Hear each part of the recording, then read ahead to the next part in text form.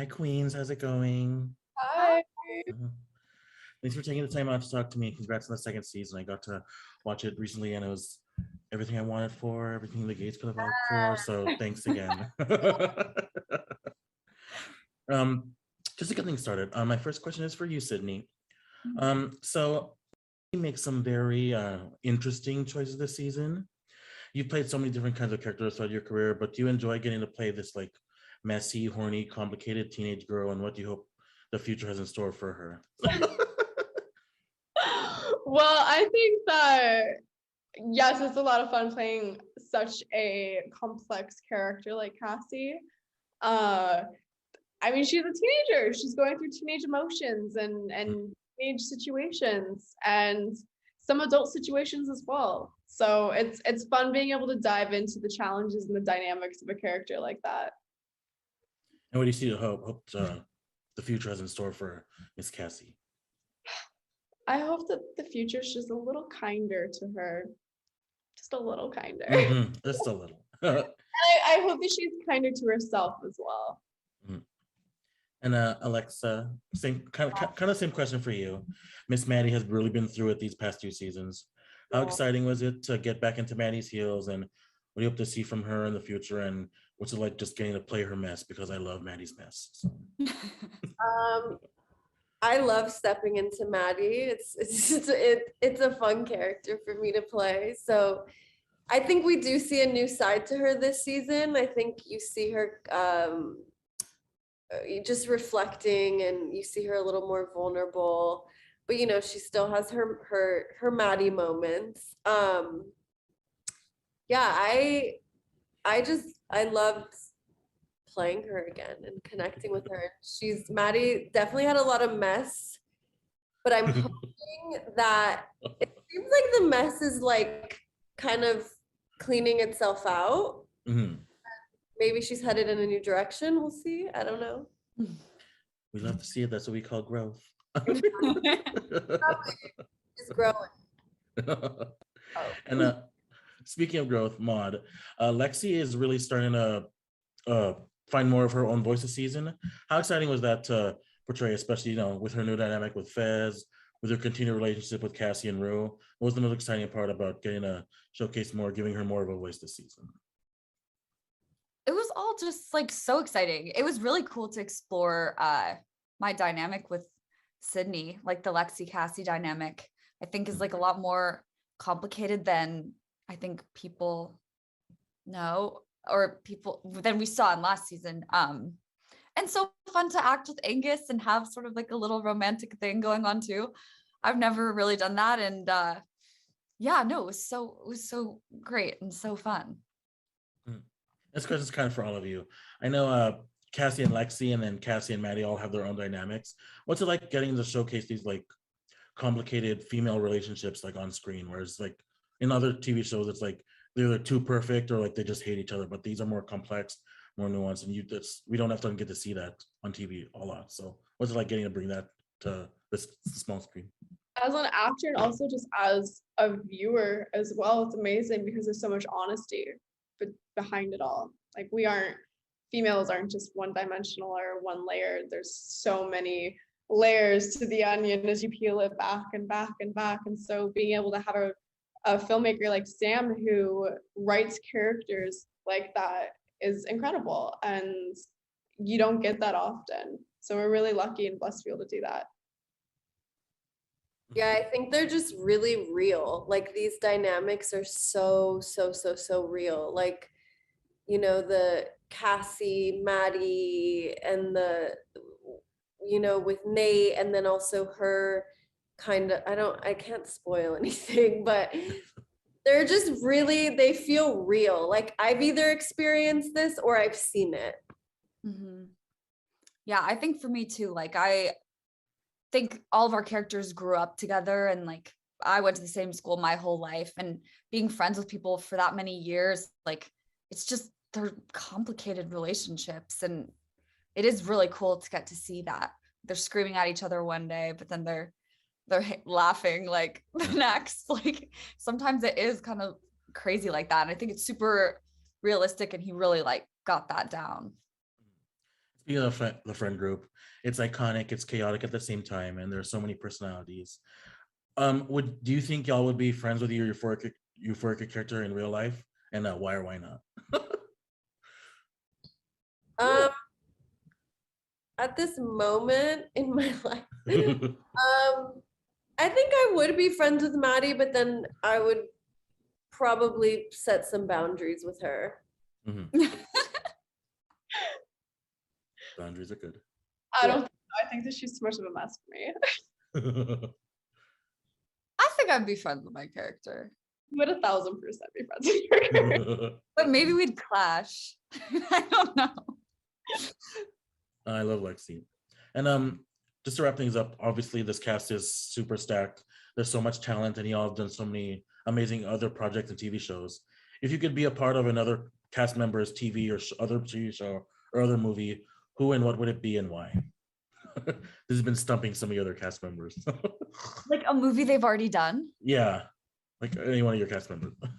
Oh, of our cast members. Yeah. That's hard. Oh. I would have been Maude. What's the where when you're yelling at your mom in the closet? Oh God, this is 40. I would have been Maude's character in This Is 40 yelling closet. Good one. This is really hard. Oh, Anything that Alana was in. Our oh mom. yeah, Yeah. she was Legally Blonde. That would have been fun. So many movies. Wow. You're just like, oh my God. So I would love to be in anything that she was in. Iconic. Well, that's all the questions I have left, you guys. But thank you so much again. I can't wait for people to see it. And it was another year, another sleigh. So thank you all again. Thank you. No. Hi. Bye. Hi guys, how's it going? Hi, Raffy. Hi, nice to meet you all. Happy New Year, and thanks for taking so much for taking the time out to talk to me. Congrats on the second season. It's been a long time coming, but it's good to have it all back. Thank you. So, just to get things started, my first question is for Jacob. So, Nate is obviously one of the more like intense characters to appear on TV as of lately. Can you talk about bringing him back this season? What kind of challenges and obstacles did you encounter trying to channel his toxicity, especially since I think he's such a menace to society? So, what was it like bringing him? I mean, this season was a real treat for me because there was a lot of different things to play and a few different avenues to take and different kind of, we see him in different social situations and we see him sort of lose his dominance in a lot of ways. So for me, it was exciting because it was like approaching a whole different set of scenarios. So it was like creating a new character almost. And on the flip side of that, were there parts of Nate that you like surprisingly found actually enjoyable or even relatable to play, not just his demonness? Eric has been saying something quite interesting about there being no consequence when you're an actor playing a part, and I think that what you refer to as the demonness, that's a real treat to play because you get to explore a side of human nature that I don't explore and I don't get to know. So that for me is the most exciting part. Love to see it. Eric, so Cal's story is one of like a lot of men from previous generations who didn't get to, be open or explore the sexualities go through. There's a whole culture of like men being on the down low and keeping secrets from their families. What kind of research did you do to play someone like Cal? And what was it like bringing him back for a second season where I feel like we get to see him more and get to know more of his story and his motivations? I mean, I didn't really have to do any research. I know what it's like to live a double life. The circumstances weren't precisely the same, but it doesn't matter. When you put up a facade, you're putting up a facade, and when you're being a certain way with certain people and another way with other people,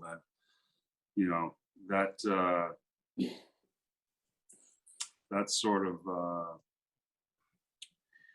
I don't know the word, but transcends sort of the specifics of the circumstances. Bringing him back for a season 2 was great. I got to create a whole new character, like Jacob said. Cal is living his truth, and within that, you get a guy who's completely free, and we've never seen that from him last year because he was so contained. It's good. We love to see see that. And Austin, I feel like Ethan is like on the opposite end of the spectrum of Nate and Cal when it comes to like boyhood and manhood, especially in the end of the first season and the beginning of season 2. He's like so sweet and so nice to Kat. Did you like getting the balance out? Everyone's like, you know, toxic masculinity with an example of what masculinity and kindness can and should be like. I think, yeah, just in general, like the character is very fun to play, you know, and very, I feel like, tries to live being very, I feel like honest and like trying to be his most like authentic self and like be vulnerable. And I feel like put himself out there. And that's fun to like explore. And like enjoyable to explore because I feel like he is a genuinely like a nice like thoughtful person or like does his best to be like thoughtful. So yeah, it's like it's very nice to play. Ethan is a sleeper favorite, so Oh, what? a sleeper favorite. So, and Angus, so Fez was obviously one of my favorite characters in season 1, but in season 2 I feel like he's finally getting his shine. So what's it like, you know, being a scene stealer, getting to show up and show Oh out? yeah, man, it feels it definitely feels good. I mean, I was supposed to die in season 1, so I'm just glad to make it to season 2. You feel me? Well, I'm glad he didn't die. I also think Fez's grandma deserves her own prequel series. So whoever, and we need to talk to make that happen. It should happen. Yeah, that'd be badass. She's a badass for sure. Uh-huh. No And I just, arguing that. yeah. And just one more question, just to wrap things up. I know the friend group in the show is so iconic and chaotic, and there's so many different personalities. Do you think you would be friends with your euphoric character in real life? Why or why not? Hopefully, get an answer from everybody. I just missed the last part of that question. Would you be friends with your euphoria character in real life? Why or why not? I wouldn't. Yeah, I don't think so. Yeah. I think for my character, I probably would be. He seems like a nice person. Even for sure. Yeah, I'd be honest with my character. I don't know how long. I don't know if we get along so well, but I'd like to see it. That's all the questions I have on getting the reps. But thank you again, guys, and congrats on the second season. Can't wait for more people to see. Thank you very much. Yeah. And